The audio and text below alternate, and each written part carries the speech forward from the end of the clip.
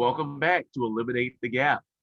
Guys, tell you what, it's great to have you guys. It's great to have you with us. And we're here with Eric Kilbride as well.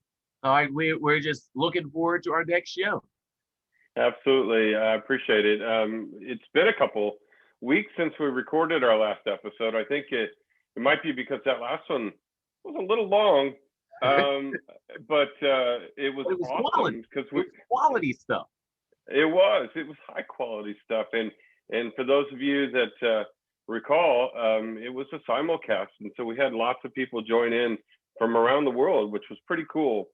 And to date, it's been easily our most viewed episode. So keep it coming, keep sharing us, keep liking us. We'll show you at the end, as we always do, ways to do that. So Del, are students back in your school now more full time? Yes, we're actually now where students are. We used to be like half students first part of the week, half students second part. Now everybody's back and we're 4 days a week right now. So this was our first 4 day week where kids had to come to school for 4 days for the first time in over a year. And let me tell you, that that's too much for them. We might need to go 3 days before we got to four. By Friday, they're all like, "Oh, I'm so tired." I'm like, Well, it's. I mean, clearly, it's interesting that a lot of folks are returning back to work and to school and all of that, and there's a lot of adjustment.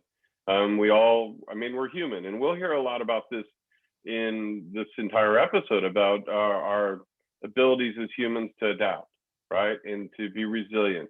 And it's no different than you've now got a new schedule for these young people going back to school and adults that are going back into the workplace.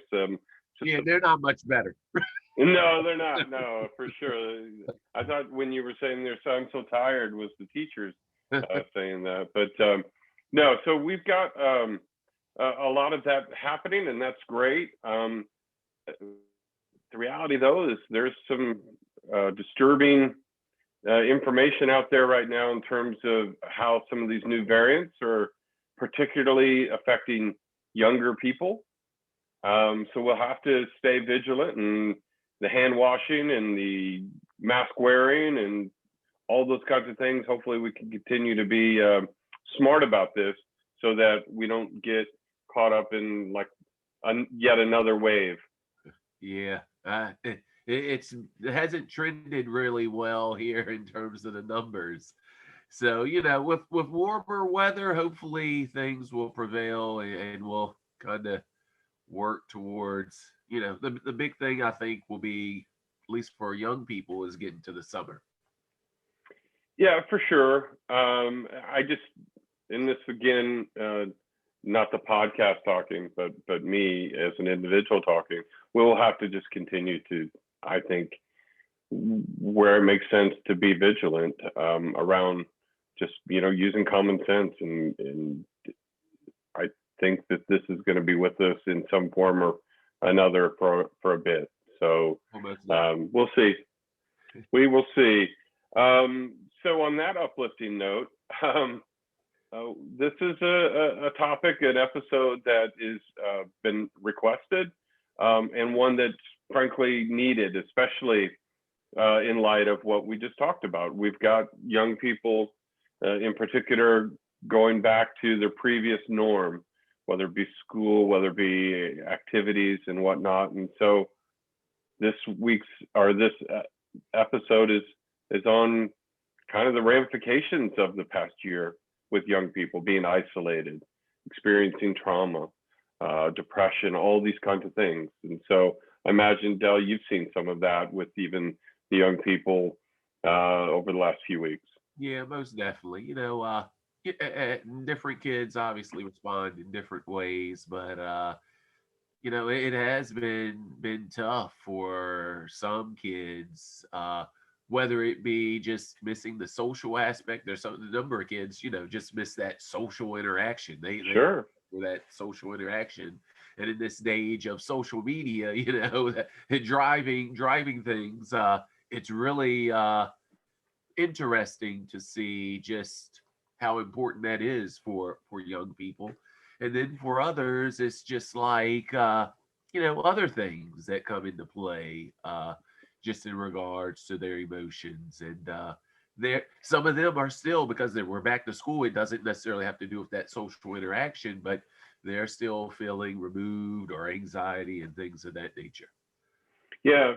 So, and this podcast is all about young people. It's all around positive youth development.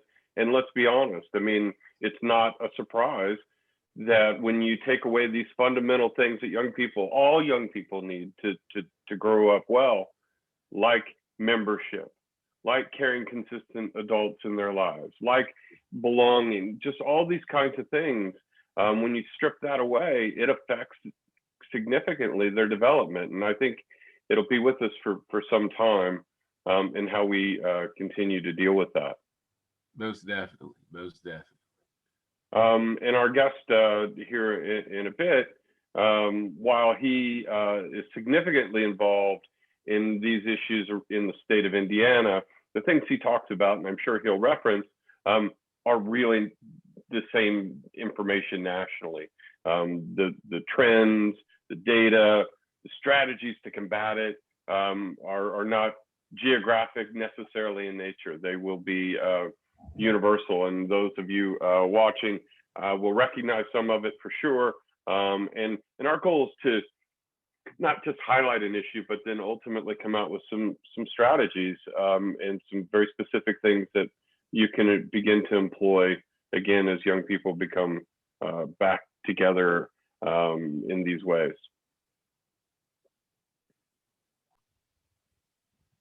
All right. Well, we're very privileged and honored to have David Berman joining us as part of this episode. And David has many, many hats he wears. So instead of me fumbling over those, I'll have David just list those things because they're all important to give you a sense of just how involved he is in particular in these issues that we're talking about this morning. So welcome, David. Thank you. So yeah, as Eric said, I work for Mental Health America of Indiana. I'm their vice president of harm reduction and crisis stabilization. So all things crisis response oriented. And that includes two subsidiaries that I direct, the Depression and Bipolar Support Alliance of Indiana and the Indiana Suicide Prevention Network. And so when you look at all of that combined, basically what I do is crisis response work, advocacy, education, policy, lots of training as far as suicide, crisis in general, depression, mood disorders, bipolar disorder. And then I'm also very involved in disaster response and am currently running our state's FEMA-funded mental health response to COVID. So it's, I do wear a lot of hats, keeps me busy, but it's interesting. So, and I wasn't speaking falsely. There was a Delmar. No way I would have got all that. Yeah, I was like, that was a lot. You wear many hats. Yes. Sometimes I sleep and sometimes I eat. You have to pick one or the other someday. Yeah, absolutely. Well, he's wearing many hats because, as all of us know, over the past year, things have been extremely challenging, and adults and young people alike have really, the pandemic's taken something out of all of us. And some of us have coped better than others during this time period. And so we will get into some specific strategies now that we're emerging from this, but let's just kind of set the foundation here, David. How bad is it? Has it been? So, there were a lot of polls and information gathering that occurred back at the start of the pandemic, March, April or so. And we were really starting to see some disturbing trends. 40% of Americans thought that the pandemic was going to affect their mental health, and 60% were afraid that it would affect the economy. Well, as we got along, it was more like 100%. This has been something that is unprecedented in the modern world and has affected every single one of us from preschool age to the elderly, and just a myriad of fears and worries. But one of the things that we have recently seen, looking back at the past 12 months, is the number of youth that are what we would consider super high risk for suicide, looking at those that are feeling high levels of anxiety, depression, symptoms related to bipolar disorder, and they're truly mind-boggling. Right. And I believe we have some data, Eric. I saw Yeah, that, I will. I'll pull up some data, and just to as this conversation continues, I think it's important for us to recognize while David's hats are focused in the state of Indiana, he's very connected to the trends and things that are happening nationally. So those of you watching around the country will get a sense that this will resonate with what your community is experiencing as well. And so while these are Indiana numbers, these trends are identical to what we've seen across the country. I think every time you turn on the news, you're hearing about another youth suicide. And we are not certain, actually, as far as the youth mortality suicide rates or the mortality suicide rates at all for 2020. In fact, preliminary studies have shown that they may have gone down. Now, that being said, when you're at home with 3, 4, 5 people 24/7, you may not even have an opportunity to attempt suicide. And what I have become to understand is that when we look at the mortality data, the difference between someone living or dying related to suicide could just be arbitrary. So, for example, in any given day, mom and dad coming home 10 or 15 minutes earlier, or a handful less or more of whatever pills you took, or an ambulance hitting traffic versus one or the other. So what I'm really concerned about is what you're seeing in front of you, those that are at the highest risk, because when you look at the circumstances behind it and why individuals, why youth think about suicide, why they attempt suicide, why they die by suicide, those circumstances may all be the same.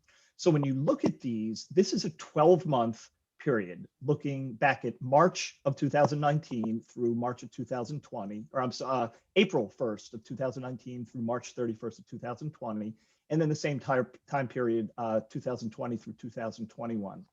And this is based on self-screenings through Mental Health America's national online screening site, which is generally considered to be the best, most relevant evidence-based screening tool in the US.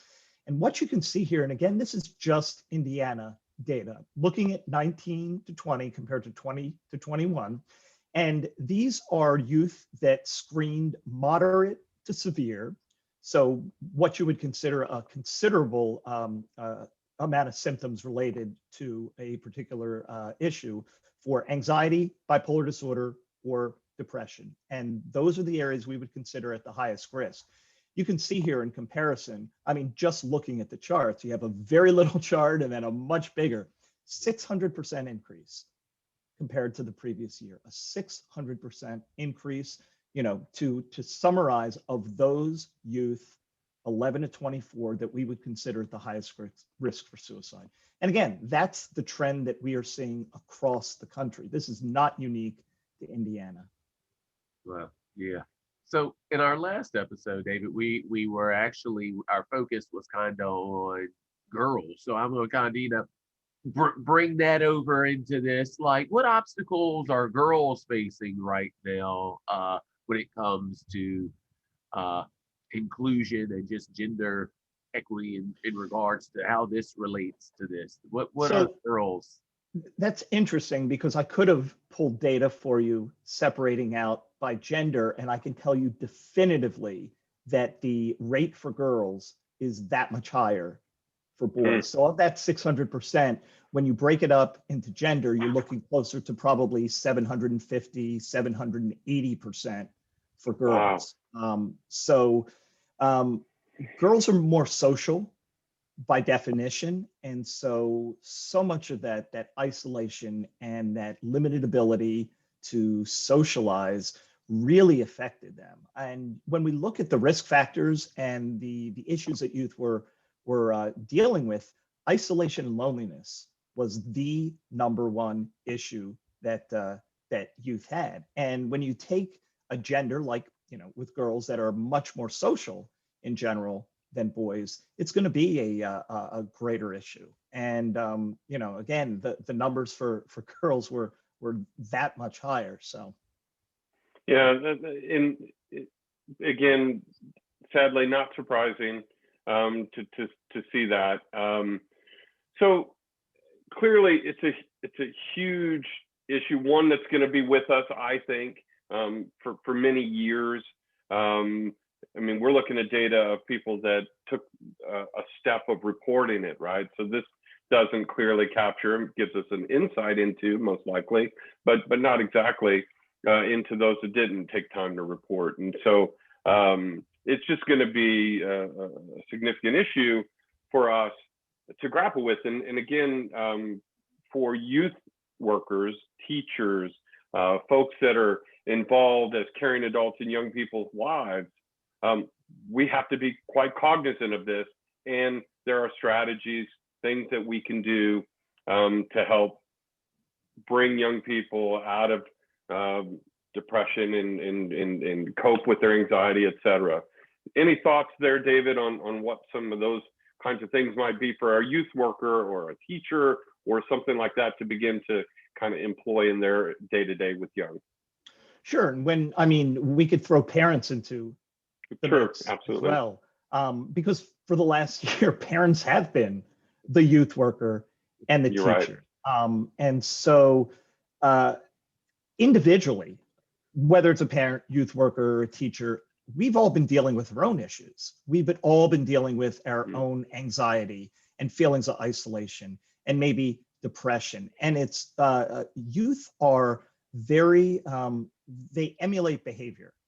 And I don't care who you are when you are an adult authority figure, especially when you have that close relationship. So a teacher and younger student, elementary school student, they will often emulate the behaviors. And so if we're exhibiting those feelings of anxiety and depression, they will often emulate just because we're exhibiting them. Take COVID out of the mix, the entire pandemic. Right.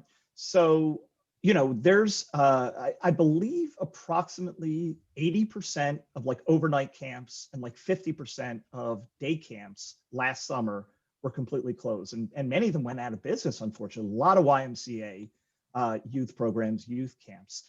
And so the CDC, about a month ago, I think, issued new regulations for youth camps. And it's very structured with social distancing and masks and lots of safety issues. I saw yesterday, I believe, that Pfizer announced that there has been 100% efficacy for their vaccine for 11 to 16-year-olds or 11 to 15-year-olds, and that they fully anticipate that they're going to roll out the vaccine before the 21 school year. And so when you look at that and the safety that the safety measures that are in place and that are proposed to be in place, but then also the younger kids and what that's going to look like. And the fact that with the vaccine, normalcy is yet to be determined. Yeah. It's recommended that we continue with the social distancing and we continue with the masks. It's going to vary, I think, depending on age groups, younger versus middle school versus high school. And so as they go back and transition into school, as they go back to things like camp, as we get into the summer months, there's a couple of issues. One is that transition back to normalcy and really reassuring kids that, hey, it's okay to get back in there, to get back out there and to be understanding and to ensure that socialization occurs. But also to do things like correct misinformation or, let conversations, questions guide conversations and, make sure they're age appropriate, but be open and honest, mitigate our feelings as adults, but encourage our kids, to get back out there. And we're all worried about safety. Again, whether you're a parent or whether you're a youth worker, Yeah. but we also need to make sure that we give kids the freedom to spread their wings. They've been cooped up for off and on for a year. We're getting back into athletics, and soccer season and baseball season is starting. And so, trying to encourage as much as that normalcy as possible while making sure that they're safe and maintaining the social distancing and masking, whatever the CDC recommends. All right, cool. Well, still on that kind of educational theme. Uh, and we're more of a global education, and look at youth from a global perspective. Just looking at that, how do you think in terms of the way that people globally do education? What are your thoughts and opinions in regards to how globally we do formal education? So let me start. That's a good point. I just recently, but let me start by saying this. I just recently saw some stats that compared the United States with anxiety and depression due to COVID versus the rest of the world, and specifically anxiety. And our rates were significantly higher, significantly higher. Um, and so it'll be interesting to look after, a couple of years. We can look back in retrospect and really take a hard look at the last year. But I think that's very telling. And it relates, I think, to just, life in general, but as far as school goes, I think that in the United States, we look at education very differently in some aspects than the rest of the world. And the way that we structure our education, like our school year, for example, or our standards, or what we find important, what we focus on as far as education goes, it's very different than the rest of the world. I think we put a lot of time and effort and importance on standardization. I think standardization is a major problem. It doesn't take equity and cultural differences and racial backgrounds, or whatever you may look at, just differences in general into consideration. It sets a standard that is that there are a lot of assumptions across the board. And when you look at youth anxiety in general, even in the best of times, that is one of the highest reasons for youth anxiety, is the feelings that you need to succeed and the pressure to succeed based on an academic system that has created standardization that just is not fair across the board. And you look at other countries, and it's very, very different. There is a stress on inclusion, I believe, and ensuring that those academic standards, if you want to call it that, are more universal, to look at all races, religions, backgrounds, and even gender than the United States. Yeah, it's interesting. And it's maybe a whole separate topic, but just in our conversations that we've had with folks from developing countries and whatnot, the young people have done better, however we define that, during this time than young people have in the United States.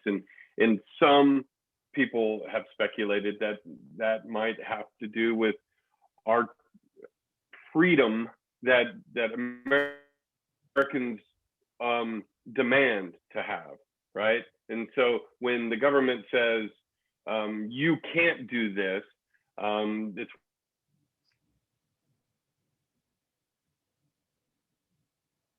then the United States, where we haven't had that, as you said in the very beginning, this is beyond generations, multi-generational pandemic in time, unprecedented, for us to then as a society be told what to do and how to do it, and put boundaries on us.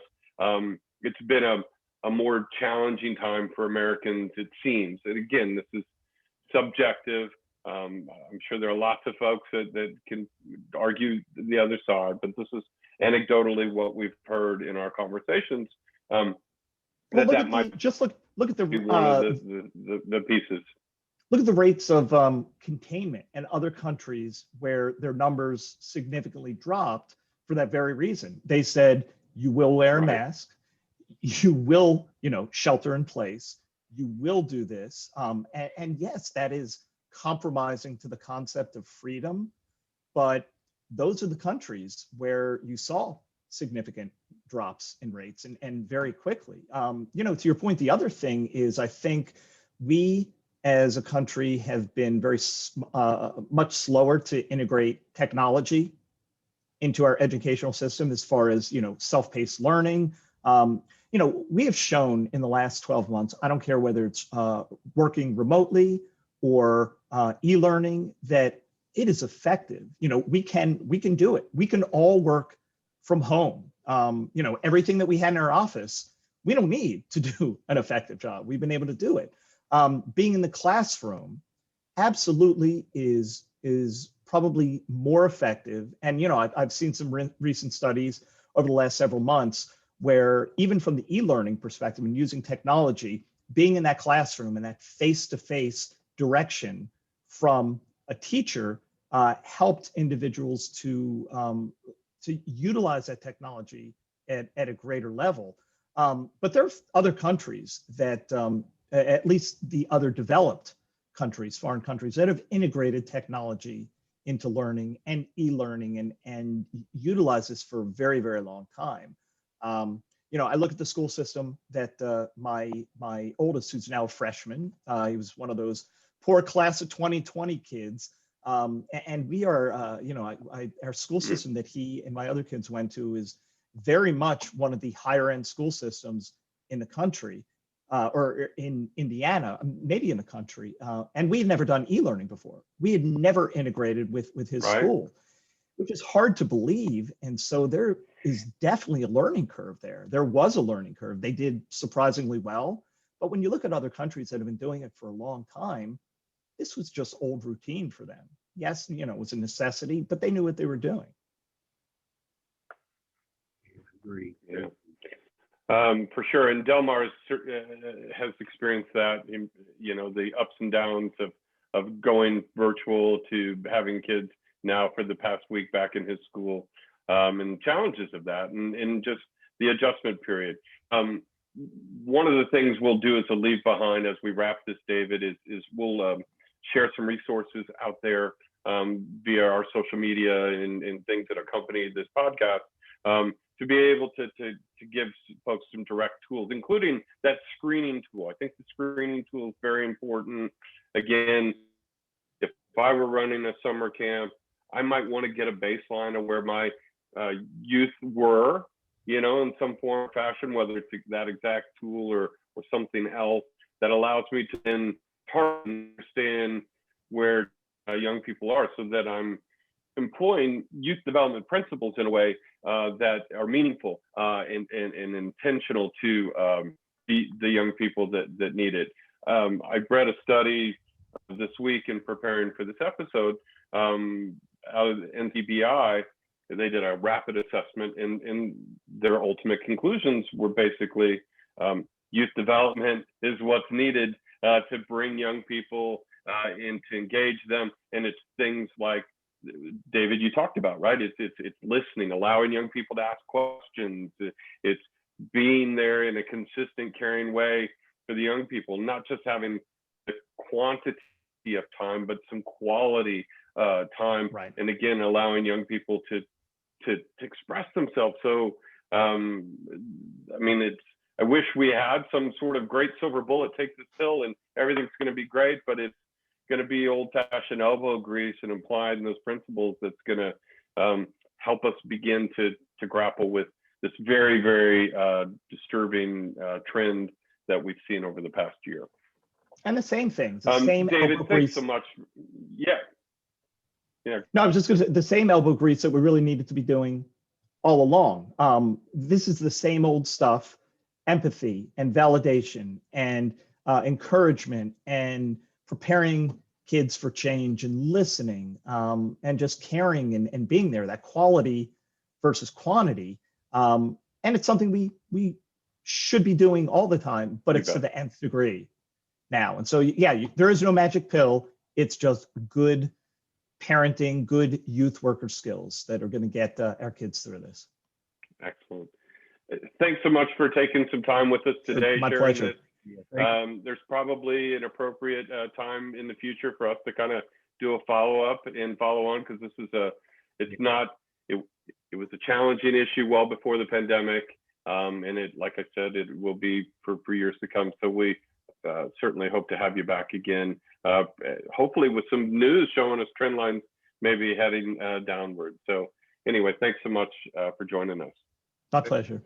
As we talked about, Del, it was going to be a lot of information, some very disturbing trends, but hopefully, we at least touched on some strategies that folks can begin to go back to, and really help kind of flatten this new curve.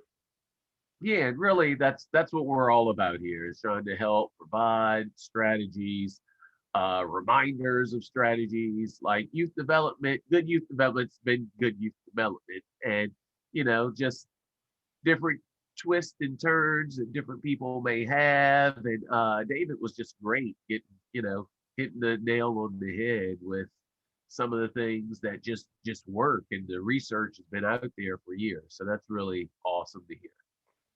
Yeah, for sure. And like I said, this isn't the end of the conversation. This will continue to be a thread, I'm sure, in many of our future episodes, because it's a reality that young people will be grappling with for some time. So into that, we get to do this segue into our community organization spotlight. And we get introduced this week to our colleague, our man about town, as it were.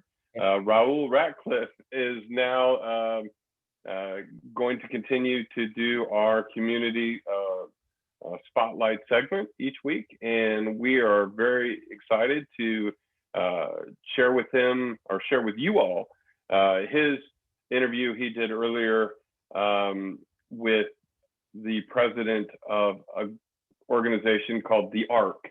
It's building bridges across the river in Anacostia, which is in the southeast part of DC, Washington, DC. And it's the ARC. And so instead of me telling you, I'll let them tell you about the organization.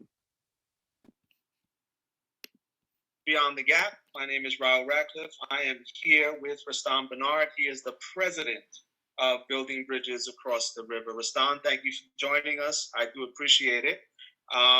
Just want to point out the significance of the name Building Bridges. Can you talk a little bit about that? You can talk a little bit about where you're located and why that's important. Yes, first of all, thank you for having me. Building Bridges Across the River is located in Southeast Washington, in what is considered the Shipley community, or some may call it Congress Heights adjacent. It is the 8th ward in the city. It's on the east side of the Anacostia River. Those who know DC understand that the city is divided by 900 feet of water known as the Anacostia River. On the west side of the river, characteristically, there's an economic boom, economic mobility, higher economic mobility on that side. Prices of homes are valued differently and much higher. On the east side of the river, which has Ward 7 and Ward 8, Ward 8 is where I am, we see a very different story. It's predominantly African American. The housing values are subdued to I would say maybe half the price of the values across the river, and everything else from schools to food deserts to even jobs. We see on this side of the river really the impacts of this investment over the years. So the organization Building Bridges Across the River was created really to build a bridge, metaphorical bridge, so to speak, for this community, and build that bridge to opportunity. So the idea of this organization building communities and bridging opportunities, that's really the essence of our mission. And our mission states this, that we exist to provide the best-in-class facilities, programs, and partnerships in health, education, arts, recreation, economic opportunity, and well-being for this community. And connecting those dots is why we exist. Okay. Well, tell me a little bit about because the services you provide are massive. Tell me a little bit about the ARC. Yes, so the ARC is a project of building bridges across the river. We have several projects, and the ARC stands for Town Hall Education, Arts, and Recreation Campus. So it's an acronym that stands for what we have today here. It is on 16 and a half acres in Southeast Washington. It is 200,000, over 200,000 square feet of building space, programmable space by nonprofits. Wow. We have 14 nonprofits on campus here. We are the largest social service multi-sector nonprofit collaboration in the country, and we exist in 5 sectors: health, education, arts, recreation, and workforce development. And so this campus on any given day will have 1,000 to 2,000 people here, and it boasts over 500 employees here. So we're also an economic driver in a place or in a community that didn't have this kind of economic engine prior to our advent. Got it. And so some of the services that you provide, interesting in the arts, as well as the basic and fundamental services like medical services for the community. Can you talk a little bit about that? Because keeping that balance is really, really tricky, especially when it comes to working with families and trying to get them to maximize, the kinds of services that you have there. Yeah, so it's we consider ourselves a humanitarian mall, really a hub of hope, a one-stop shop for the community, right? So to your point about health and well-being, that bucket, when you think about that bucket, what we do have here is we have Children's National Medical Clinic, right? So children can get services here free of charge. All they have to do is walk down the street. They're the best-in-class facilities. There are physicians here from one of the best children's hospitals in our region, and they provide well-checked, well-care immunizations, and all of those wellness services right here on campus. And there is no need, there are no barriers, right? So everything is paid for, everything is free. In fact, 97% of the patients have DC Medicaid, which covers their insurance. So there's no barrier for services. And we have a farm that's on campus, about 1.5 acres, right? We're tying food to health and well-being. So not only can a person come and get well checks and wellness services, but they can come and get a CSA share, which is a community-supported agriculture share. So we farm food here, and then we package it and give it out to the community through this CSA program. And so all you have to do is sign up for that program, and you can come get a good, fresh, organic bag of produce when you come and get your flu shot, or when you come and get your well check. And so we believe by having a proximate strategy, meaning putting things that are fundamentally important to the bedrock of people's existence and life and well-being together, easily accessible and convenient. That's been really one of the jewels of our collaboration. So one of the questions that I'm sure everybody's going to have is, how do you get support for everything that you do? Who are some of the partners that help to support the work? And I know that your job never ends in a lot of ways. You're out there, you're talking about the ARC, you're talking about building bridges, and how challenging has it been for you to bring that kind of support that you need to continue to provide vital services? Yeah, so Bill, as you know, or maybe folks don't know, we're an NGO, right? So we're a nonprofit organization, and how we do our work is through fundraising. So you're absolutely right. My day, every day, is considering how do we get people to understand the value proposition that is building bridges across the river? How do we value capture that through raising dollars not only for programs but for general operating, so that we can keep the lights on? And then how can those things transfer to impactful, useful, relevant services to the community? Yes, that's all day long, always thinking. So to answer your question more specifically, our funding portfolio is based on individual giving. So people find us online and they submit, they donate to us. We have corporations that understand our value and want to support. We have foundations, which are either family foundations or large foundations that are keenly looking to support folks here in Ward 8 or in Washington or in the region that we are connected to. And then we have, folks like Chris Smith and John Ritz of Smith Company, who Chris Smith being our founder, they're deeply convicted about this work. And so their relationship, their networks provide us with a bevy of support. And then we have some government support, right? So we receive funds from our arts and culture, in our arts and culture bucket, from the local commission, the DC Commission on the Arts. So it's a smorgasbord, to say the least. But it all is work, and that work really is not only providing those direct services, but ensuring that we're communicating the message so that people understand our needs, the needs of the community, but our needs to serve the community. So tell me a little bit more just about what inspires you. You obviously have a lot on your plate.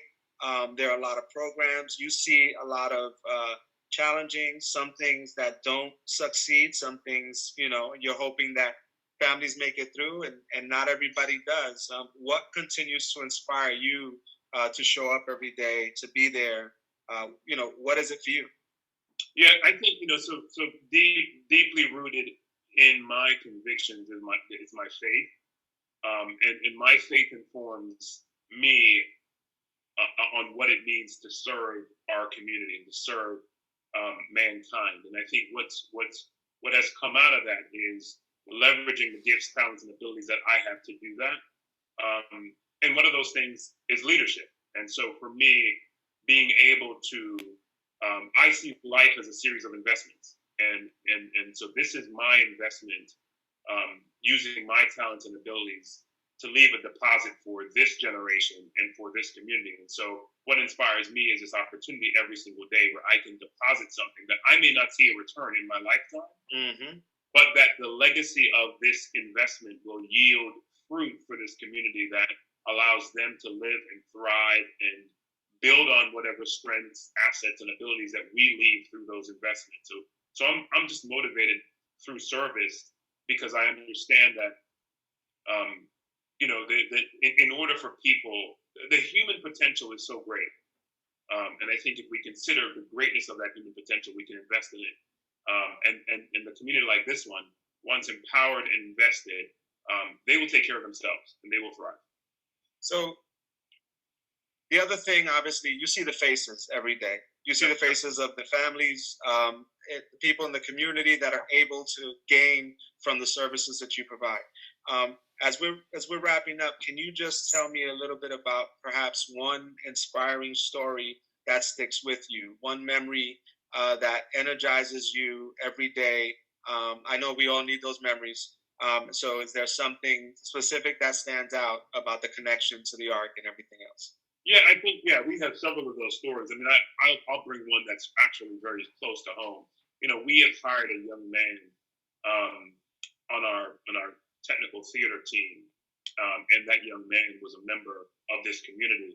And we, back in 2007, created a program for young Black men and boys and girls, in this community that taught them how to run a theater. So on the campus at the Arc, not only do we have 14 nonprofits, but we have the largest theater east of the Anacostia River. Our theater is 365 seats, 404 when expanded. The stage is as deep and wide as that at the Kennedy Center. We have a black box space also that's in addition to that. So our arts and culture footprint here is very large. And we thought, instead of hiring professionals to run the theater, why not empower the community to own it by investing in them? Again, going back to this life series of investments. So we're going to empower them with the knowledge, skills, and abilities to run this theater, and they did. And so this young man started a program when he was, in the program at 15 years old. Today, he's an employee here. Wow. And he's able to earn more than a living wage, support himself. He has not yet started a family, but he's looking to do that, looking to buy his own home. And this is someone who's come through, I would say, some of the toughest communities in our small city here in DC. And so that's one of those stories that resonates with me. And there are many more like that, ones that we have directly impacted through our programming, and others that our partners have impacted through their programming. And so, the idea for us is to really set people on a path of social and economic mobility through this empowerment of skills, abilities, supports, network, touches in a very pedestrian way of saying, having enough touches that they can succeed. And so that's one of those that resonate with me. So I think I mentioned to you, the audience here, these are global youth development professionals, funders, other folks that are interested in the best lessons learned in different places. Certainly, you guys are a shining example of that. If you had a message to leave people with about the work and in general going forward, the vision that needs to be there, what would you tell them? I would say that I said it earlier, that life, in essence, is a series of investments, and the younger generation needs a level of effort and investment in order to get the yield that we want our world to become. And I think that today we have some of that, but I do believe if we want to change the world, it really lies in the hands of our young people, and our youth developers are mentors, guides, teachers, servants in order to do that. And so I would say, for whatever you can do to invest in our young people, that's what we're doing here every single day. That's what I would encourage you and anyone else listening in to do, is continue that investment. And the last thing I'll say about that investment is the return on that investment may not be in your lifetime. And so my suggestion or recommendation is invest without thinking about the possibility of that return in your lifetime. And that's the key that I think needs to be told and shared and reverberated. Don, I really want to thank you, certainly from the global youth development community. I do appreciate it. I'd love to stay connected. I'm sure that other folks will, just to find out a little bit more about the good work that you're doing there. So thank you very much for your time. And certainly we look forward to staying connected. Absolutely. And I just want to say that if anybody's interested about what we do and how we do it, they can always go, if you're anywhere around the world, you can always go to bbardc.org, and that will give you all of the projects. We talked about a couple projects today, but we have about 5 projects that are really impactful in this city and that have received national recognition for the work. And so people can learn more through our website. Just wanted to make sure I plugged that. No, that's great. That's great. Another resource. So we're here signing out. Mr. Bernard, President, thank you very much of Building Bridges Across the River. Wish you much luck and all of the commitment and everything necessary for you to be successful. Okay? I appreciate it. Thank you. All right. All right. That was some good stuff. I totally agree. It was, I lived in DC for 12 years and wasn't as familiar as I am now with just those incredible things that they're doing there. Particularly, the arts clearly was a big deal, but man, I didn't know they were running their own farm out there and getting access to healthy food. Yeah, that is actually really awesome. And I back when we worked together, I spent a little time down at Berry Farms over there, and it was just a short amount of time, but again, great work to be done in that area. So really hats off to him.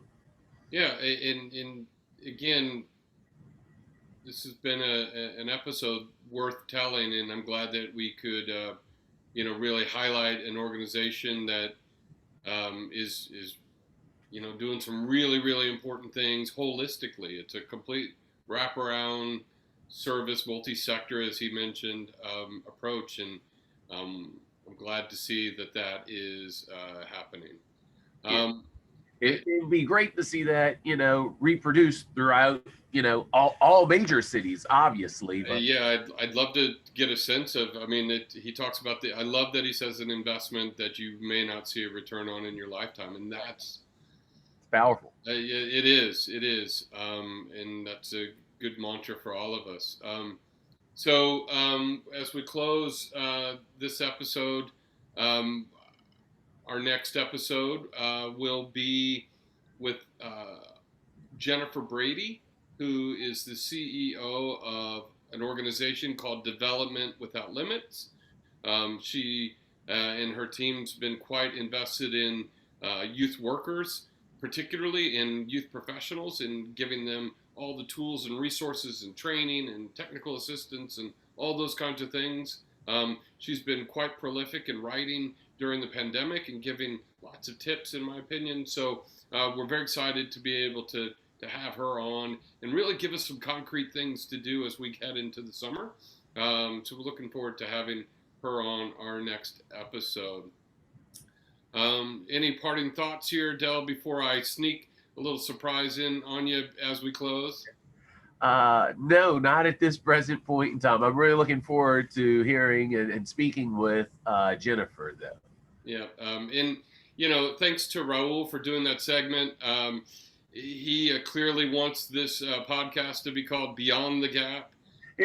Who knew? Who knew? He didn't accept. Clearly, his vote didn't register as we have Eliminate the Gap. But nonetheless, thanks to him, and we'll continue to look forward to his contribution to the podcast going forward. So, Del, I thought because this episode's been certainly heavy and important, that we might go out on kind of a happy note. So with that, I will share this video from a few months ago, but nonetheless, just makes you smile.